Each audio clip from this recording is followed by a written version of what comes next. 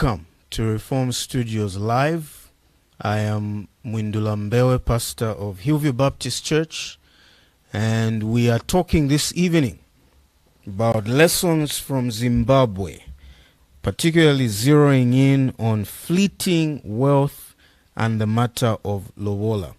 And our guest is Pastor Joe Shoko.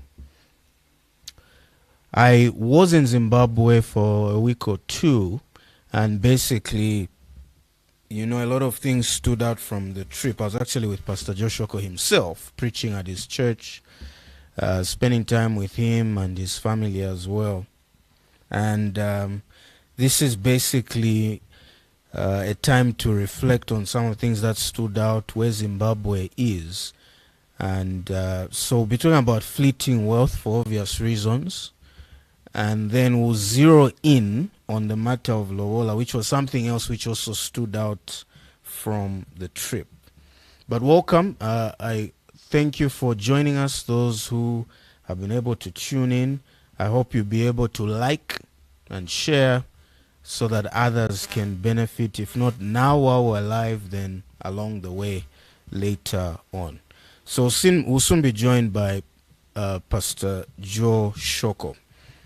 Just to say that Reform Studios is a ministry of Hillview Baptist Church, and we want to address real-time, real-life issues from a biblical world view. And so that's what we'll be trying to do this evening. All right, so I think we're ready to go. Zimbabwe. I was in Zimbabwe and I was live from Zimbabwe last week, and we had serious problems. So I'm hoping that, we won't have too many problems with Pastor Shoko, who is joining us from Zimbabwe at this very moment. So let me ask the technical team to put him up so that we can begin interacting with him. Pastor Joe, can you hear me? Yes, I can hear you, Pastor Mwindula. Welcome. Good to have you for the very first time on Reform Studios Live. You've been doing some devotions for us that we put up on the Reform Studios page 3 times a week, but it's good to have you on live. Thank you very much, brother. Thank you. It's such an honor to be here, and I look forward to having an edifying and helpful time with you today. I hope we haven't already lost him right at the beginning. He's there. No, I'm here. I am here. I am here, and I can hear you. Oh, okay. So you can hear me. Yeah, so we are discussing this evening some of the things that stood out for me from the trip, and I think it does apply to someone who may not even be from Zimbabwe. And that's what I want us to address here. But I think what stood out for me as we begin this discussion is a couple of things. While in Zimbabwe, number one, first and foremost, undeniably, the high prices. Everything's very expensive. In fact, I was there a few years ago, and things seem much worse or somewhat worse than they were before. Things are very expensive, and one of the things me and my family had to stop doing was keep converting the price in our head, so what are we paying in the equivalent of the money we use back home? And I think it was so expensive, and obviously the question was, how are people even able to survive with prices that high? The other thing that stood out for me was there is no currency, and I tend to think that that's part of the reason for the high prices. The Zimbabweans are using US dollars. Of course, they've got their bond notes, but the inflation is so high with those notes. And I kept saying while I was there, I don't think Zambians would survive without a currency. So I was really struck by the resilience of Zimbabwe to operate under such conditions, Zimbabweans to operate under conditions where they do not even have their own currency that is, working and is stable.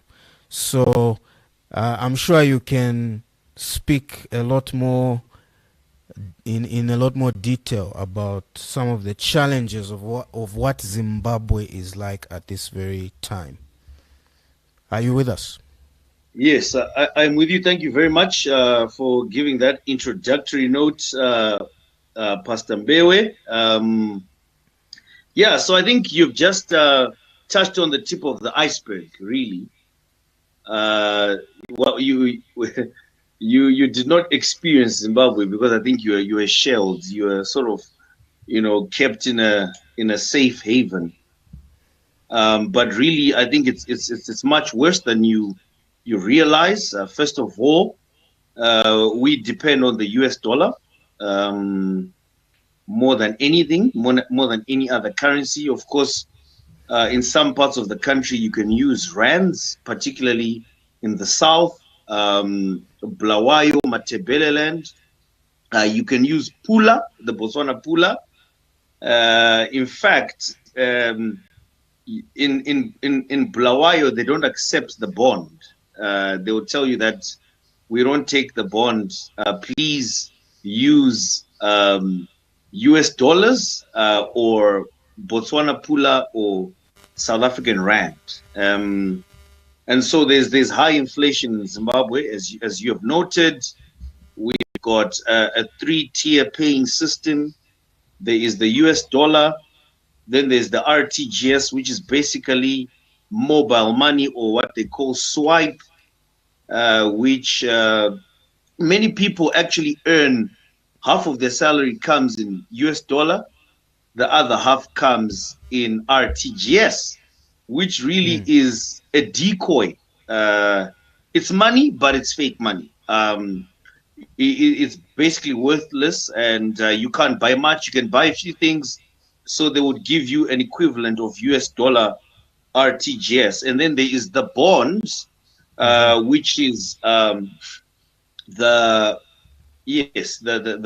local currency, aka the Zim dollar, which is basically worthless. So for one US dollar at the moment is equivalent to 5,000 a bond note. So if you want to buy bread, you need a stack of bond notes. I think Mwansa took a stack with him to go and show off to the Zambians that he's got money.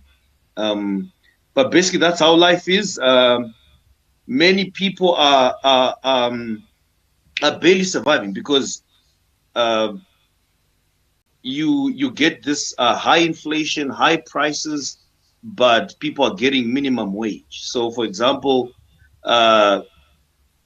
if someone is getting 250 US dollars in a place like Harare, they won't make it through the month. That is why Zimbabweans have to have multiple incomes. Some people are selling clothes, shoes. The vast majority of the country has been turned into what they call informal traders, and basically you can't live without having another stream of income. You have to be selling stuff just to survive. You can't survive on your salary unless you are maybe a high-ranking official. Maybe you've got a very good business, or you're dealing with gold or minerals, illegal stuff. That is when you can live off what you're earning. But for the normal Zimbabwean, a teacher, really, if you're to compare teachers in Zambia and teachers in Zimbabwe, you would absolutely be gobsmacked. You have to hold your mouth because the difference is vast. So that's in a nutshell, that is what the situation is like. Yeah, the interesting thing is there seem to be some people who are flourishing in that kind of very harsh environment, people who are doing well. You see a lot of the latest vehicles and cars. In fact, while I was there, we were at a mall, and someone had just bought a Mercedes-Benz, brand new. We had to stop on a pavement where we were walking, just so they could pull the car out.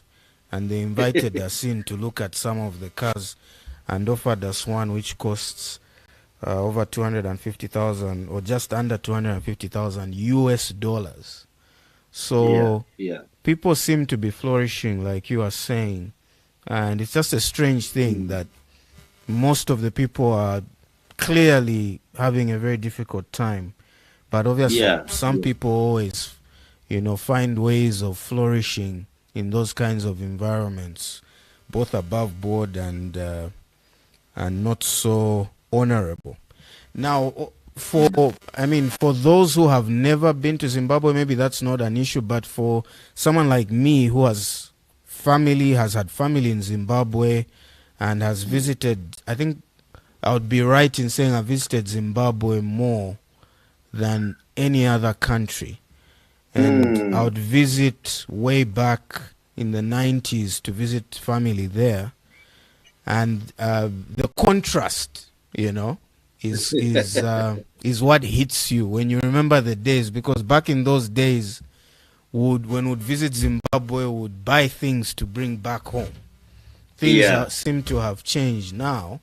And we are the ones bringing supplies to Zimbabwe. Yeah. Could you speak to what Zimbabwe was? Yeah, I mean, when I speak to young people, I mean, I'm quite aged myself. I've seen some of the prosperity in Zimbabwe. I always tell them that Zimbabwe used to be a very nice place. I mean, you used to have the milkman coming to, drop milk at your house. You needed just to put your empties outside of your gate, and then Dairy Board or the companies which were there at that time, they would fill your bottles of milk. And, this was done in neighborhoods, even the high density suburbs, so to speak. And, life was just good. Zim was the place to be. The bread basket of Southern Africa, everything seemed to be green. It was the destination to go. Now, even, when you look at the Vic Falls, Zambia has got bragging rights over the Vic Falls, and we can't say anything. Although, definitely, when people back in the day, when people used to say they're going to Victoria Falls, they know they're going to Zimbabwe. We had a lot of farming yields. The cattle in Matebeleland, cattle ranching was booming. People used to come and buy cattle in Zimbabwe, and import meat to their own countries, and everything seemed to be very, very good. It seemed to be like a utopia then. There wasn't much corruption.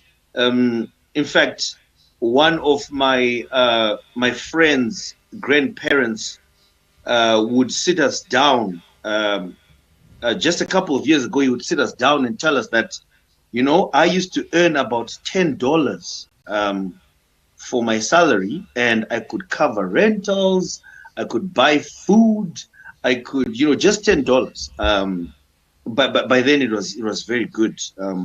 I could, buy land and build. Most of our parents have begun to, most of our parents built houses and etc. etc.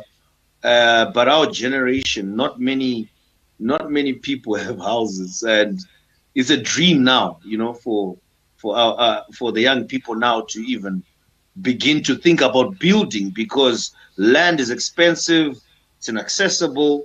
If land is 55,000 US dollars and you are on a salary of 250 US dollars per month, where are you going to get the money? Unless you're stealing or doing all sorts of illegal stuff. So Zim was very good. I almost want to go back to how bad things are, but while there, I think we're at one of the homes of the church members for Bible study, just a one-bedroomed house in Zambia and Kwacha. They were paying 6,000 Kwacha. Yeah, And yeah, so, the more you hear what people are spending and having to cough up to survive in Zimbabwe, it's just unbelievable. I think the obvious, I mean, obviously, you are planting a church, and obviously, planting a church in that kind of an environment has its own challenges. But we yeah. could spend our whole time discussing that. But let's, what went, so where did things go wrong? My understanding is Yeah. that Zimbabwe had a lot of white farmers who owned large pieces of land. That land was gotten from them by the government Mm, and given to, the blacks of mm, Zimbabwe, mm. and that's how those farms died.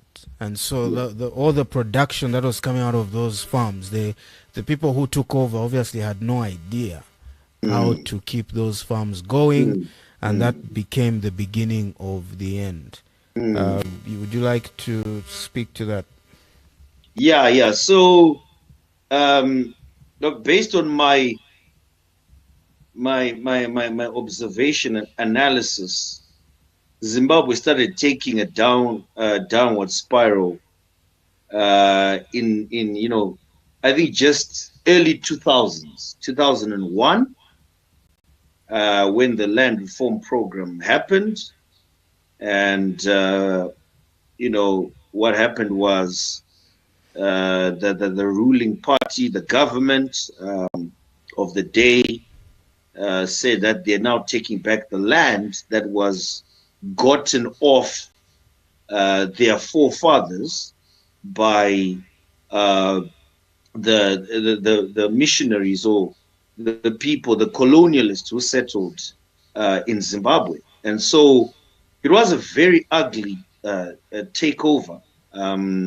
Of course, there are people who see its validity, and they would justify um, the land reform program. Granted, fair enough, a land to the black people, etc., etc. But at the same time, when we look at it objectively, there was a lot of yeah, it was more negative than positive, in the sense that the West, where most of the white people came from, then imposed sanctions on Zimbabwe, and Zimbabwe could not trade with all the other countries, and so everything began to dwindle. Hmm. Um, but of course, some farmers, white farmers, left to South Africa. Some went to Zambia. I know a couple of people who I went to school with, who are in the Mkushi block area. Hordes and hordes of former Zim white farmers that are there. Um, and I think that it's the land reform program was not done properly, and I don't think that it was wisely done, because a lot of the land was then, instead of being given to actual black people, uh, it was given to ZANU PF supporters, and that is not a secret. Ministers, took hordes and hordes of land, and they could not really produce on it. All they just wanted was to be said they've got land, and they do not have the know-how, they do Yep. not have the equipment, and so Zim was not producing. All that was happening was, the people who had the resources were just taking and taking and taking, and so the country began to dwindle in terms of its state. No Yeah. resources were being poured into the welfare of the people, the country, the maintenance of buildings, roads, infrastructure, and you remember those years when we began to have hyperinflation. At one point, Hmm. we had the highest inflation in the world, where you Hmm. would carry, wheelbarrows of Wheelbarrows. money just to go and buy bread. I mean, that was really ridiculous. I mean, if Yeah. you look at it, we were the laughing stock of the world. Going to buy bread with a wheelbarrow and saying we're living the life. Of course, that was not that was not really it. Yeah. Yeah. The let's talk about the morality of what happened. I was Mm, with I might spend some time with relatives there, and I was speaking their mind on this issue. Basically, yeah, it'd be interesting to hear your take on this. You've already mm, hinted at the moral dilemma here. mm, We have whites who have taken over large pieces of land. The black people who would go indigenous are complaining or upset that they mm, don't have land.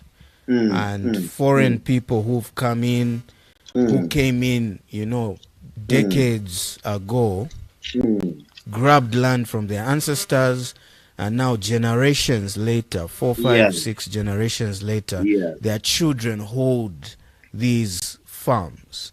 Mm, And the argument of the indigenous Zimbabweans is, mm, this is our land and we want it back. It was taken by force from us, we want mm, it back.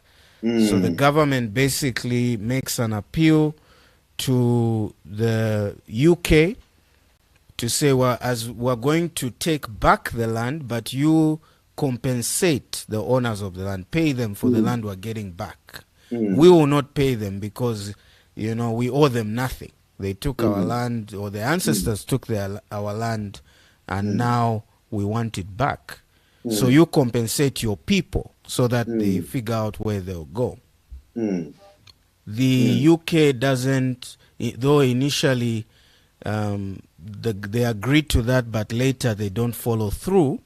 And mm. so Zimbabweans, in fact, I was watching a video, just trying to understand all this after the trauma of being in Zimbabwe.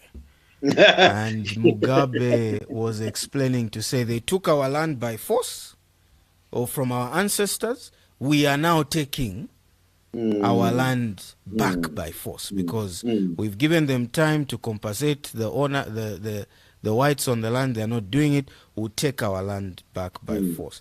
I think it's mm, a moral dilemma, and I mean, this is what Reform Studios is about. These are real issues. mm, What mm. what are your thoughts on that? Yeah. Do the blacks have a right? Did the government of, granted it wasn't done right, but was it Mm, within their rights to take back mm, land which mm, rightfully belonged to mm. their ancestors? Where do you stand on that? At the risk of at the risk of making you, I don't know, an outcast amongst your own people, depending on what Yeah, you yeah. think. So yeah, I mean, I usually have an unpopular take on this, and I've made my views known to many people, at the risk of being cancelled or, you know, uh, yeah, Losing invalidated. friends. Yes, you losing friends. I have lost friends over the years, but the Bible, I think in Romans 12, gives us, uh, the truth that, Paul writes in Romans 12, verse 17, saying, "Repay no one evil for evil, but give thought to what is honorable." Um, Hmm. and if so, if possible, so as far as it depends on you, live peaceably with all. Beloved, never avenge yourselves, but leave it to the wrath of God. For it is written, "Vengeance is mine, I will repay," says the Lord. Um, so I, I do think that there was supposed to be wisdom applied, to Hmm. how this was meant to be done. I think that land was meant to be distributed fairly. I mean, Zimbabwe is a big country, even for people that we've got about 15 million in Zim and probably 5 million outside of Zim. people always complain, saying, "Well, there's not much land. The land is running out." This is what the state will tell you. But I think that is absolute nonsense, because the earth is the Lord's and all that is within it. Psalm 24, verse 1, the country is vast. There must be, or should be, a fair distribution of land for people who want to farm, for people who want to do agriculture. And so I do think that side by side, we could have dwelt together with our brethren, the whites, and also those who wanted, because there are black people who really wanted to do farming, but then they didn't get the farms. The farms were given to people who were the top brass, the elites. And so I think that there's a way in which we could have dwelt together and moved forward, united, in a united front, without taking land and resources that span hundreds of years. If someone came in the 1800s and got a piece of land, and they produced and left a legacy for their children, and now the children are running this, who does it belong to? Right. We could say, if you look at the history of Zimbabwe, and this is very unpopular, the guy called Simba Mutota, who is the Munu Mutapa, Mwene Mutapa, the one who built the great Zimbabwe ruins. Those people came in the 1400s, and guess what? They came from they came from West Africa. They came from the north. So right. that could equally be argued to say, so are they really, are those the rightful owners of the land? Right. Absolutely. So we could go if we want to argue over these things, we could go all the way back to Genesis. Exactly. So if you want to argue over the land, we could go all the way back to Genesis. So I think that and that is why Zim is the way it is, because there was a repaying of evil for evil. Yeah. Even though God says vengeance is mine. Yeah. And so look where it has landed us. We are in a place where the dilapidation is quite visible. No one wants to stand up and do anything about it. There's only just the blame game. It's you, the whites, sanctions. No, it's you, the black people. You took our land. We don't want to have anything to do with you. And so it's just going on and on and on. Yeah. I think well, look, we would want to hear those of you who are following your questions or your thoughts in the comments. As I said, this would be a moral dilemma to many. What do you do? Here are people who have been on the land. Their fathers. You go back, I don't know how many generations have been on that land. But they are white people, and their ancestors grabbed the land from the blacks they found in Zimbabwe.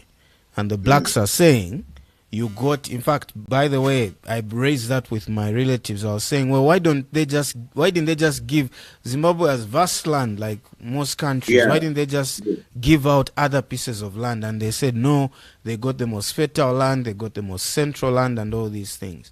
But I think the question still remains, what do you do in that case? Is it right to grab and say, no, let's give back to the blacks, and take from the whites because it rightfully belonged to us initially? So it'll be good to hear what people think. Maybe if they've got any comments or questions, I don't know if we'll be able to put up some of the questions and comments that people ask. We'll see. Yeah, so I think I agree 100%. One, in fact, the passage you've quoted is really appropriate. God says, vengeance is mine, I will repay. We are completely the wrong people to repay wrongs done to us.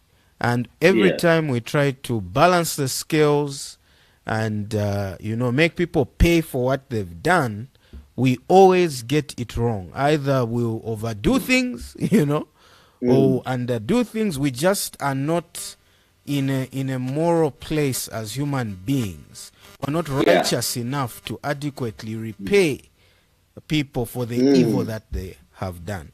And even in my own life, when I've taken matters into my own hands, and said, I'm going to make sure this person pays for what they've done, I think most of the time I regret it, because I end up feeling bad, and thinking, was I right in how I did things and what I did? So I think you are right. I agree with you there. It would have been better to leave vengeance in the hands of the Lord. It would have been better to suffer the wrong. But one of the problems is that we are not good at suffering wrong. We don't enjoy suffering unjustly. And yet the Bible calls us to do exactly that. Suffer the injustice and leave vengeance and revenge to the Lord. So it'll be interesting to hear what others think about that.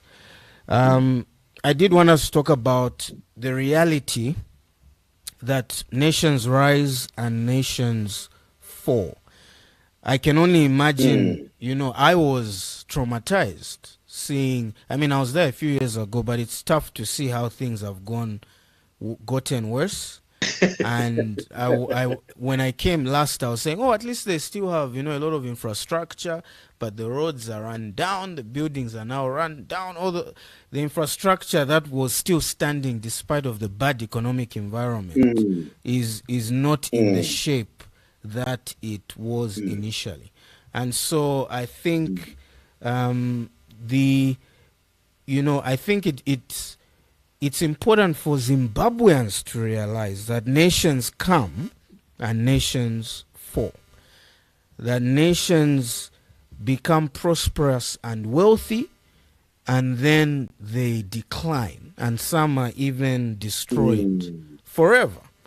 That's just how how things work. And the reason things work out that way is because it's actually by design. It's no accident that Zimbabwe was one of the top nations in Africa, and today it's one of the worst nations in terms of economic hardship. So Job 12, verse 13 is one I wanted to share, where it says, with God are wisdom and might, he has counsel and understanding. If he tears down, none can rebuild. If he shuts a man in, none can open. If he withholds the waters, they dry up. If he sends them out, they overwhelm the land. With him are strength and sound wisdom. The deceived and the deceiver are his. Powerful verse. He leads counselors away stripped, and judges he makes fools. He looses the bonds of kings, and binds a waistcloth on their hips. And then I love what 21 says. He pours contempt on princes and looses the belt of the strong. He uncovers the deeps out of darkness and brings deep darkness to light. Then verse 23 is really my interest. He makes nations great and destroys them. He enlarges nations and leads them away. He takes away understanding from the chiefs of the people of the earth and makes them wander in a trackless waste. They grope in the dark without light, and he makes them stagger like a drunken man. I can imagine what a text like that must feel like for you, brother. So look, to be ready. If you see that, I actually highlighted it in my Bible. Wow. It's written, I think I wrote, God is sovereign over Zimbabwe on verse 23, I think. Amen. Yes, actually. There we go. Where my finger is, there you go. We didn't even discuss this verse, did we? Yeah, it was through my devotions. And then I was just like, wow, the Bible is timeless. There's nothing you can do to scripture. It's very true. Yeah, I mean, it's one of the mistakes we make is to only think about these issues from almost from a worldly or human perspective. Mm, That's not to mm, say it's not valid. mm. It is true that the leaders of the government undertook, the government of the day undertook this exercise of grabbing Yeah, land, and it was not yeah, done correctly.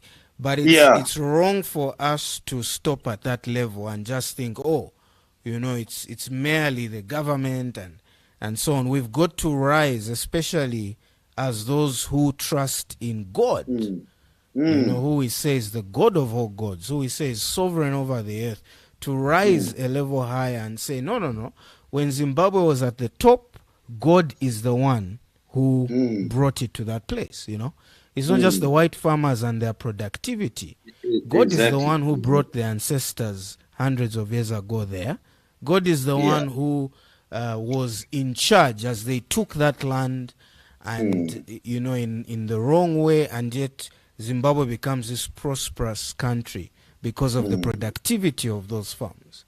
But in the mm. same way, it is God who put the leaders who undertook the grabbing of land, some would say rightly, some wrongly, but God was over all that. So I think it's important to realize that God is the one who makes nations great and he destroys them. He enlarges Yeah, nations and leads them away. yeah. I think it's important to know that, I mean, just thinking back, who knows where Zambia will be in 30 years' time? Zimbabwe was ahead, 30 years ago. Zambia was behind.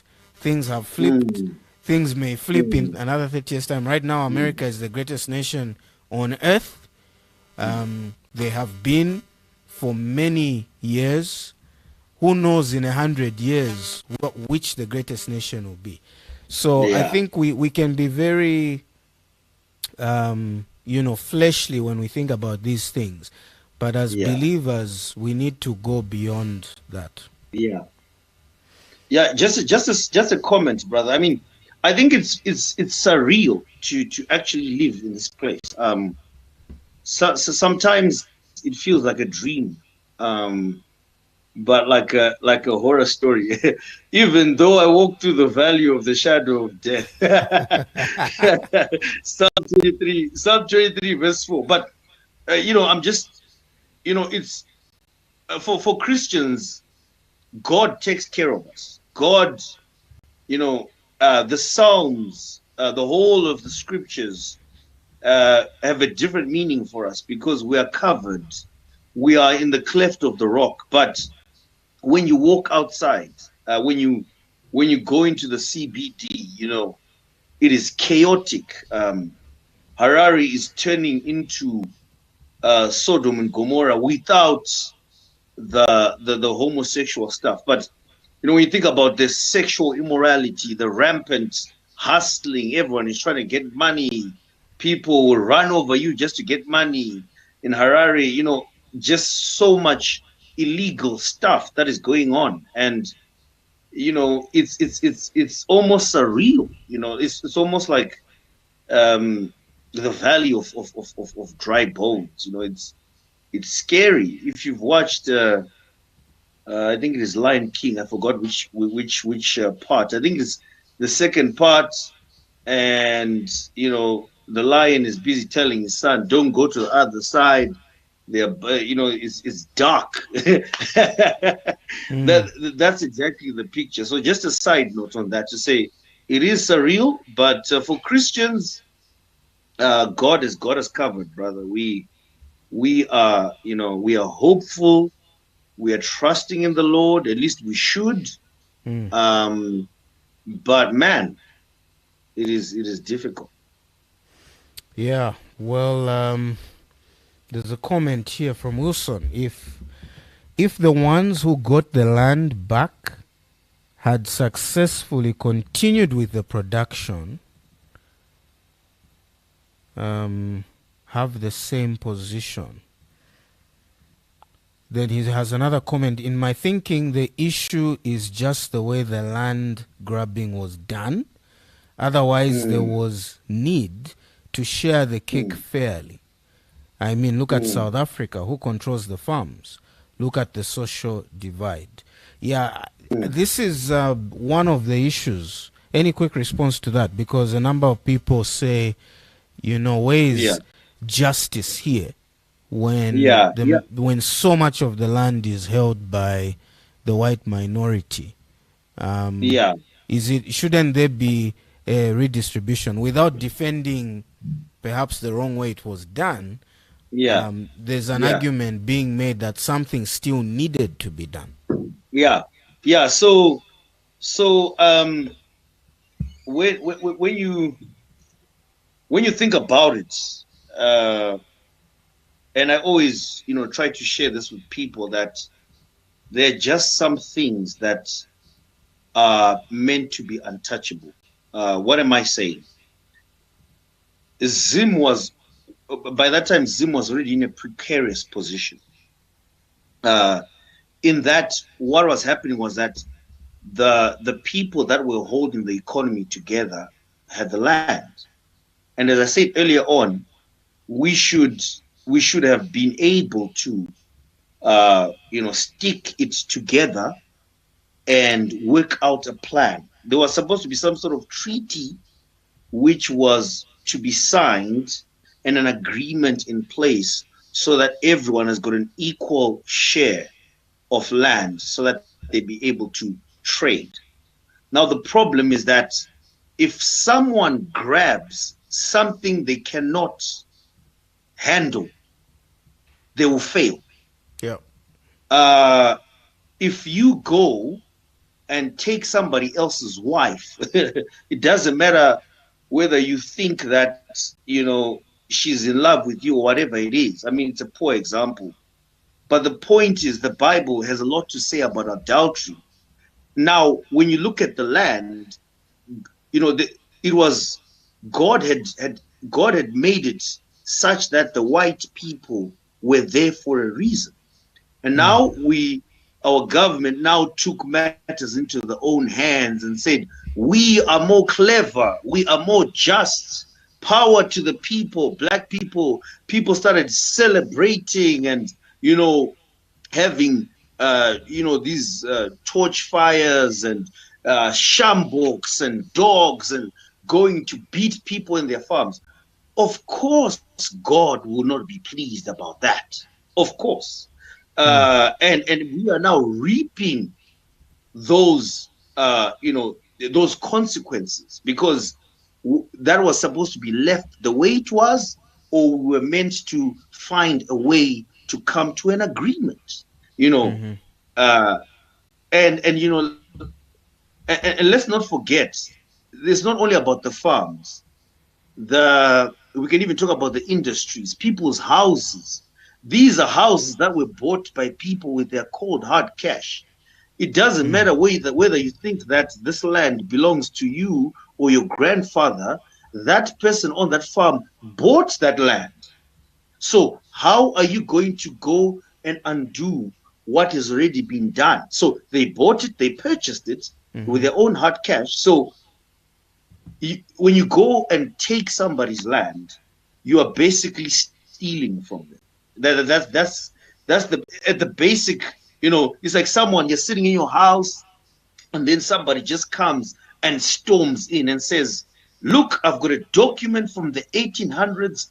This piece of land that you have, though you have bought it, is not yours. It is for is for my grandfather.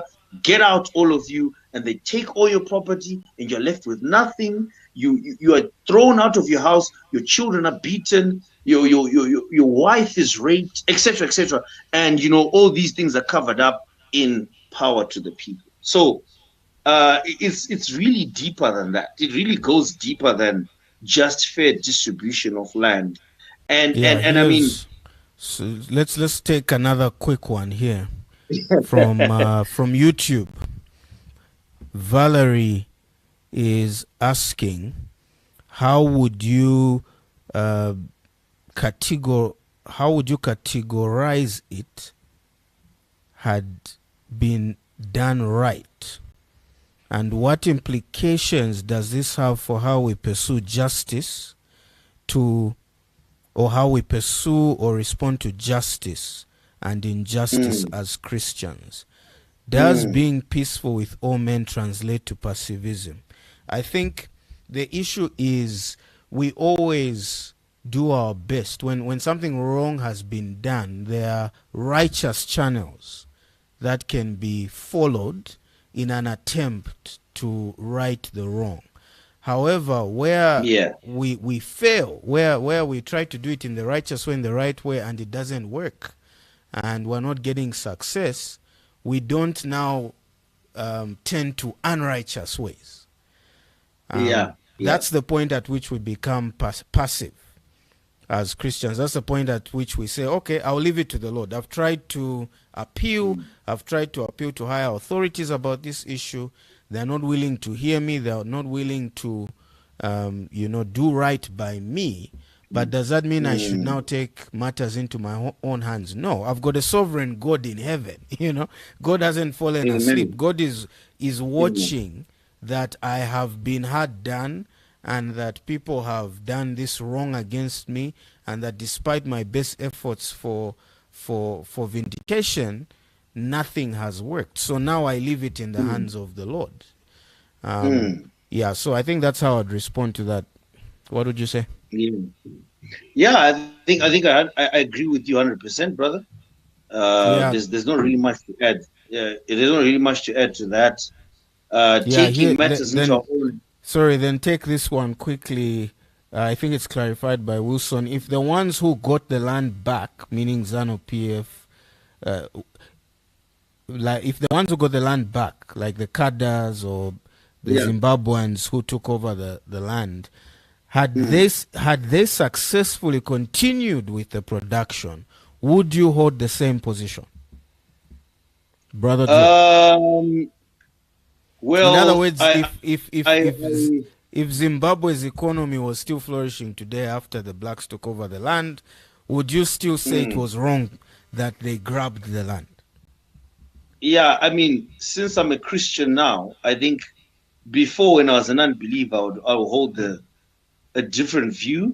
I was vengeful, angry, racist, tribalist, all about myself. But if they had, I would still say, look, whatever, even if Zim is well, let's say Zim was world class and we were a first world country, skyscrapers galore, bullet trains, whatever it is, everything's working. I would still say that, from a Christian perspective, from a biblical perspective, that there was a lot of injustice in the way the land was taken. I mean, I went to school with people who, and I won't mention names, but I knew a person who, whose land was grabbed by, somebody else's father who was in the same school, and this caused there was already a black and white divide. There was already, hatred. There was already animosity, and if you think about it, we may say, well, the white farmers were bad and all those things, but if you look at how Britain is now taking in Zimbabweans, we have places in England where people, the communities, whole communities of Zimbabweans, and these people are employed. They're working as nurses. They're working, and whatever jobs they're working, they're even able to send money to their family here so that they could survive. The Britain opened that portal up. If Britain wanted, they would have shut everything down and say, go back to your country, we don't want you. So, Yeah. Yeah, Valerie says thank you for clarifying.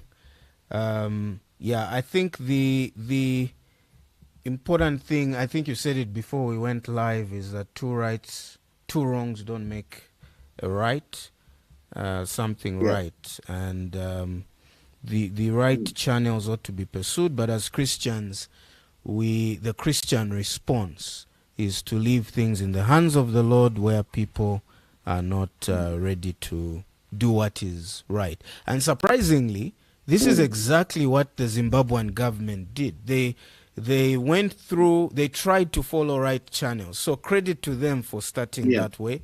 There was the Lancaster House Agreement, where they challenged the colonizers, that they wanted to be free from colonization, but on Yeah. top of that, they wanted their land, right? I mean, they had been fighting, and so there was a call for ceasefire based on that agreement, to which they agreed. The colonizers agreed, and they even agreed to pay the compensation for the whites Yeah.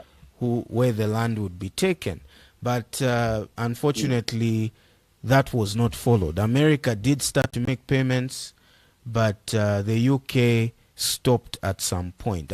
But unfortunately, they took matters into their own hands when they saw that these people are not honoring, right, their side.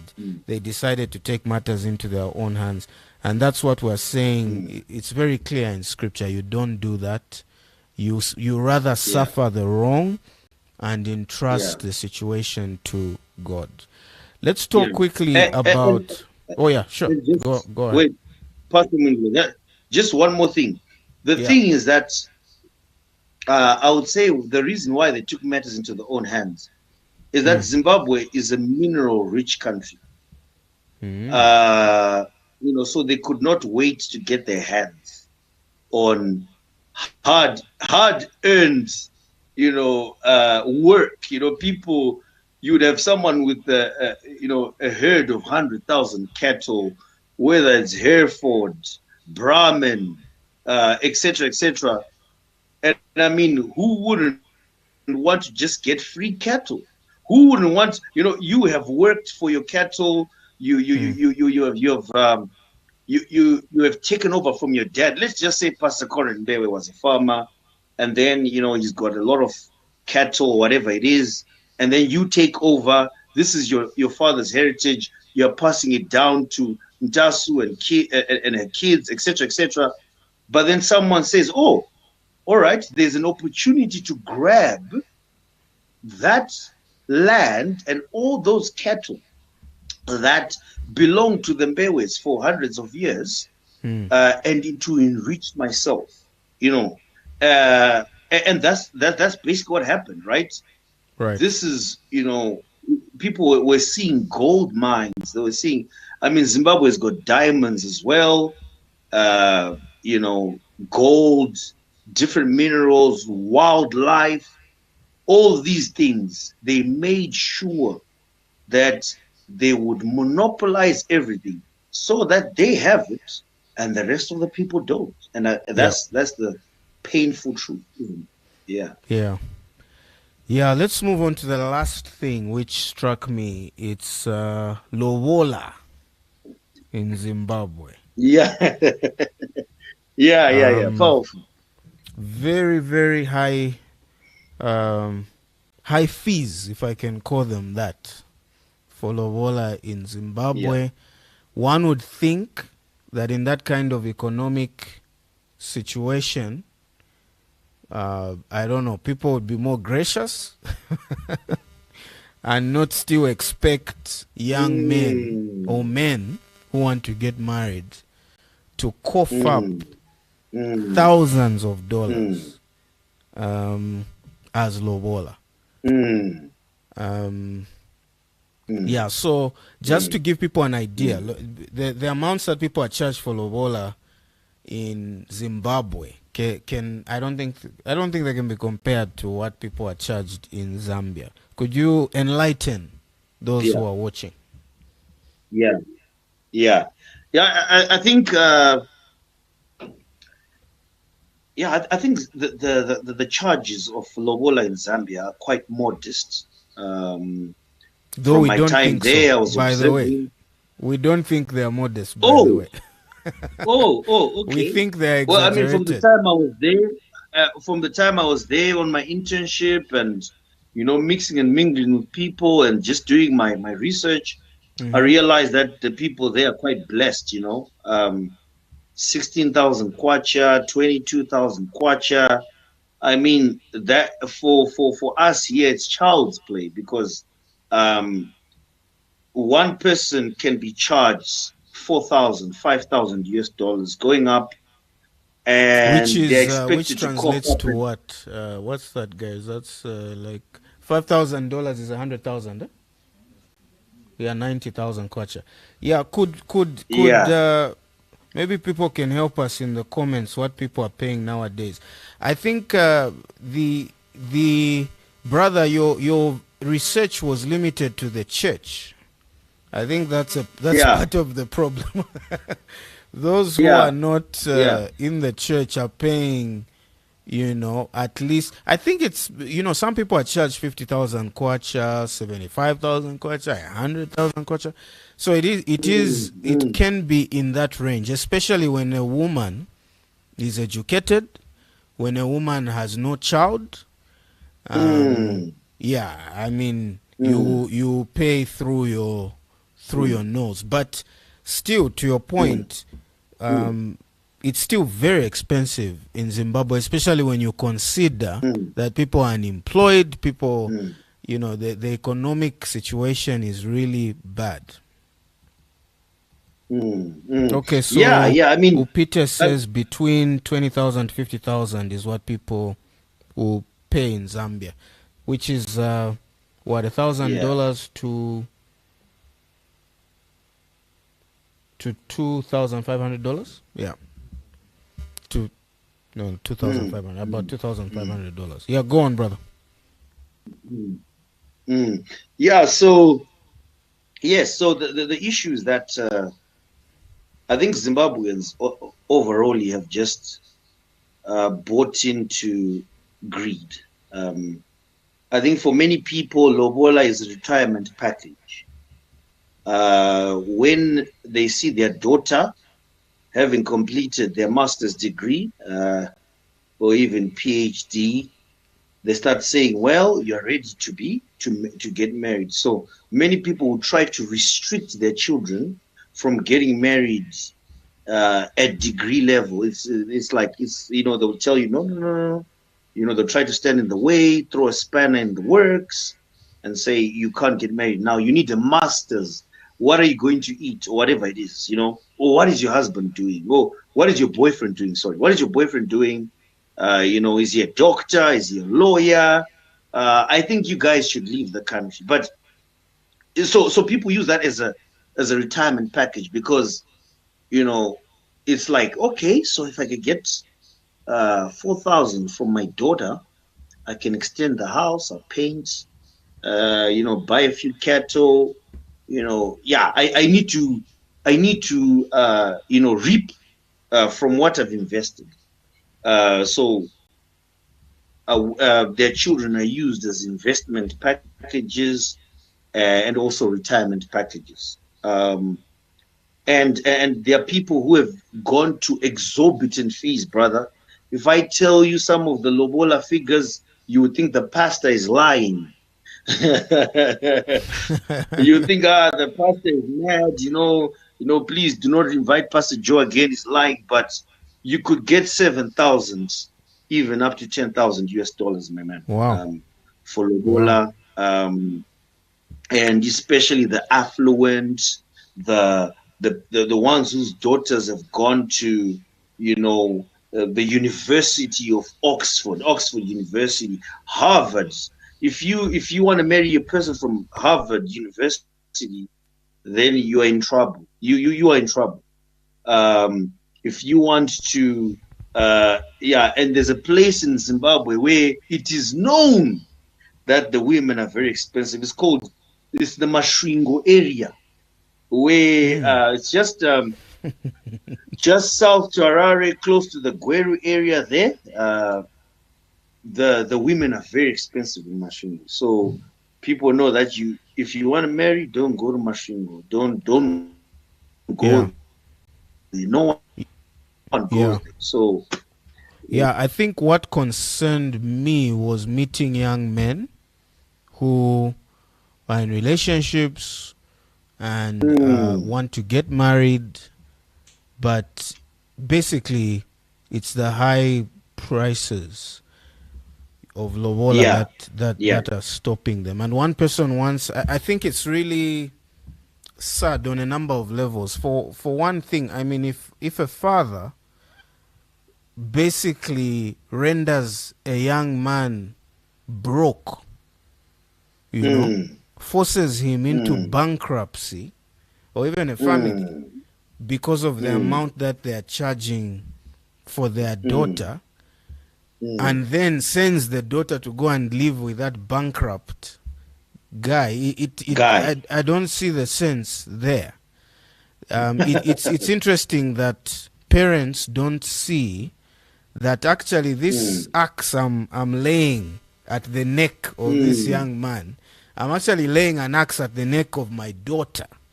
I'm Daughter, yeah. actually Yeah. enriching myself at the cost Mm, of my daughter's own well-being, because I'm sending her mm, into a home now of a bankrupt guy. mm, mm, Um, and mm. have you, Yeah, as you've said, it's greed.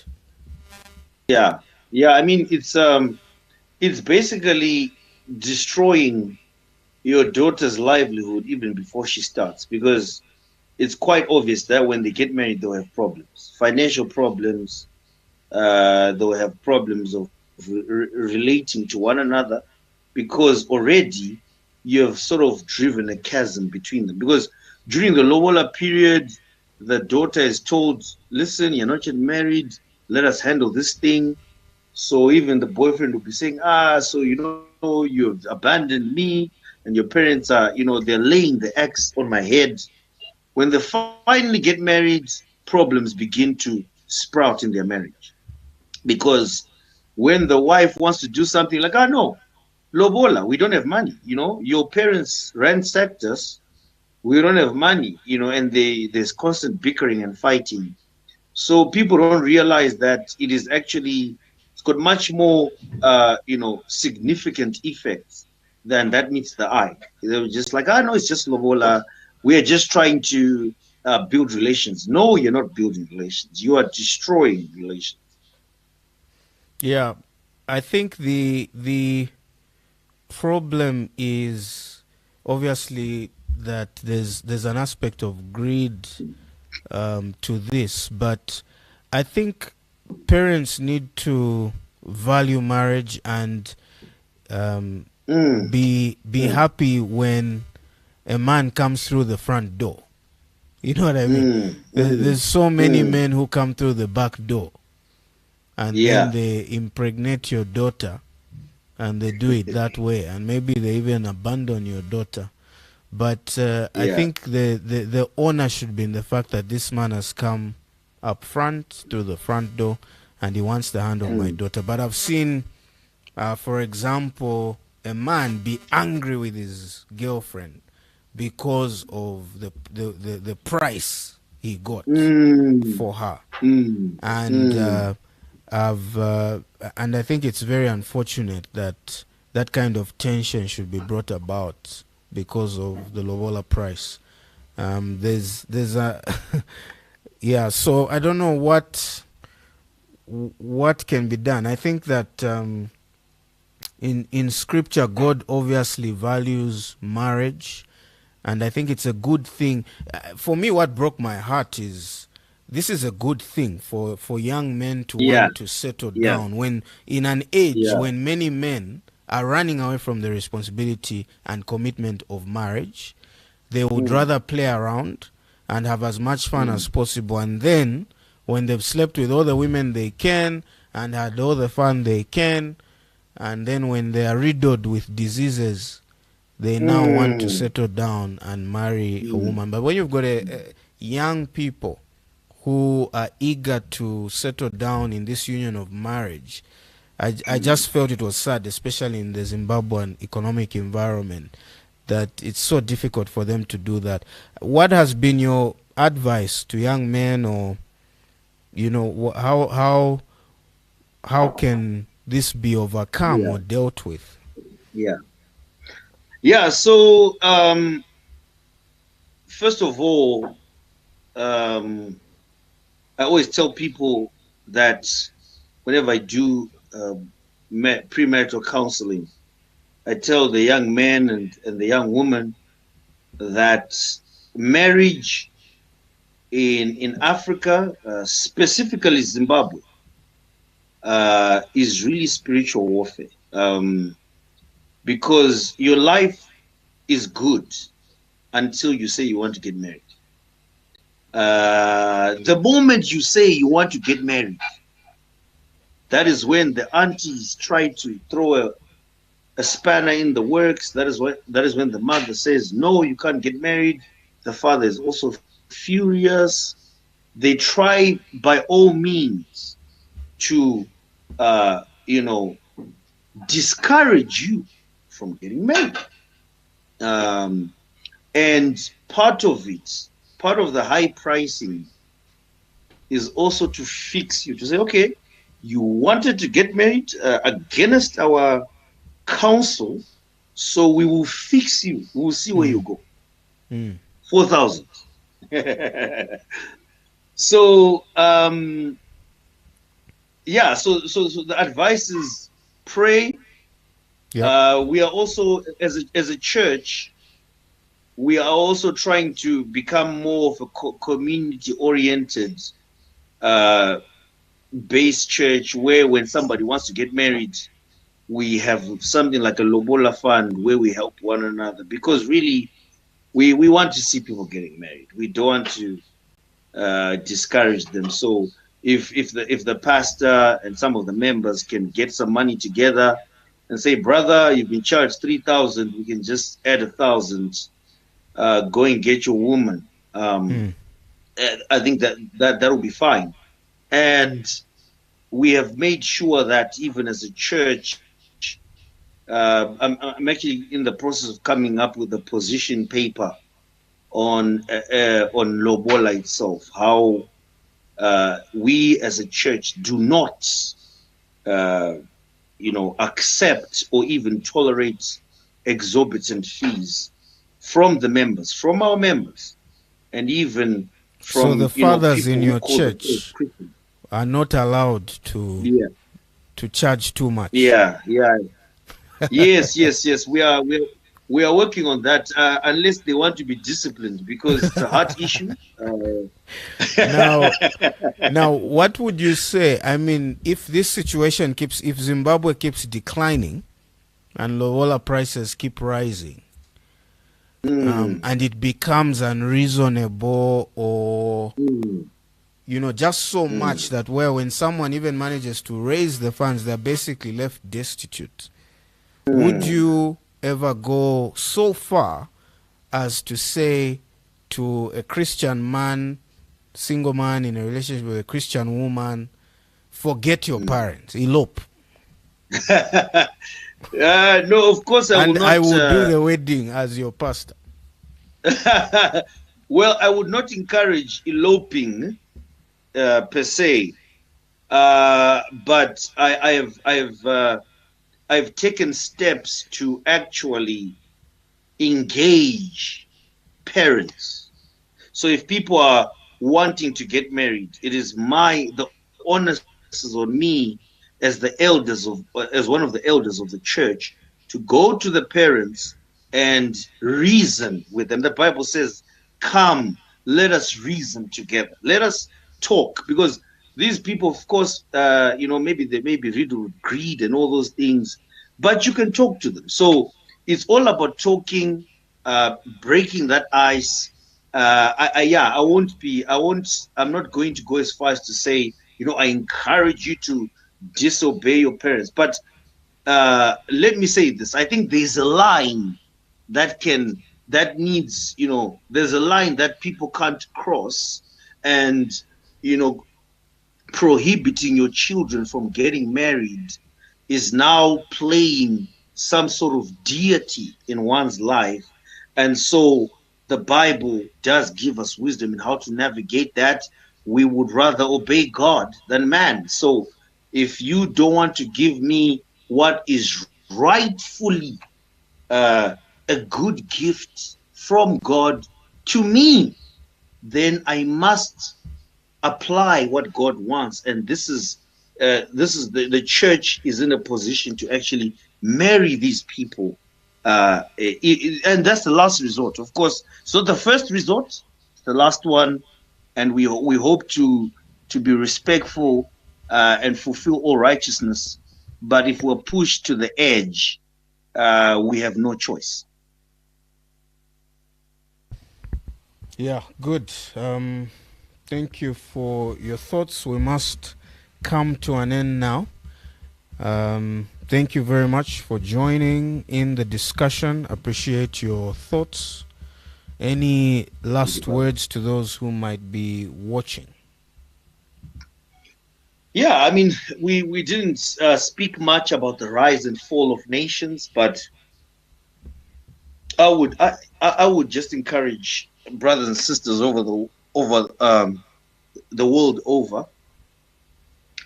Don't hold on to well, hold on to material blessings loosely, and hold on to your country's pride uh, loosely, because your primary citizenship is in heaven. Only what's done for Christ will last. Mm-hmm.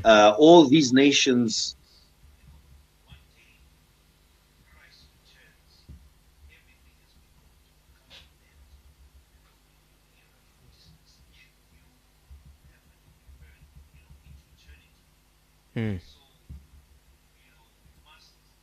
we must, when other countries are falling, we must take time to reflect, to not to be wasteful, not to take for granted what we have, Mm. and not to be overly proud. I think we as Zimbabweans will be proud over time, with prosperity. I remember we used to actually laugh at Zambia. I don't know if we share about, people like, oh, you're from Zambia, Kwacha, and people start laughing. But now look where we are. So it's Yeah. important to, and Zimbabweans are very proud because many people are still trying to save face. That's why you see people buying big cars and Mm-hmm. living in mansions, half built houses, whatever, whatever. It's trying to save face, to try to prove a point, to say I'm still there, but in actual Yeah. fact the glory days are gone. Yeah. One last question before we close that has come in from Valerie as a separate question. What would you say is the Christian response to the practice of Rora? Is this Lobola? Yes, Is that what you yes, Rora, call Lobola? yes, yes. Ah, The okay. Christ, All right. Yeah, I think yeah, we've sort of yeah, discussed it. Rora, Lobola, yeah, Um, yeah, I would be interested in yeah. exploring the possibility of, um, we are supposed to, Christians should obey their parents in Mm, the Lord. mm, And when they go against the Lord, they mm, are within their rights as Christians. mm, They have the mm, liberty to disobey. And mm, I think that I would go so far as to say that where parents are being unreasonable, um, mm, in conjunction with the pastor, disobey those mm. parents and get Yeah, married. yeah, I would be interested. I don't think as Christians we must allow the culture yeah, to destroy the institution of marriage. So I would yeah, counsel this couple, and actually I would even go speak to the couple. I would say, come up with an amount that is yeah. adequate or right, and or manageable, and then I'll go and Mm, tell your parents to say this is what these people can manage, and mm, I will be the one to marry these people without your yeah, approval. yeah. But anyway, I think Powerful. we've lost. I think we seem to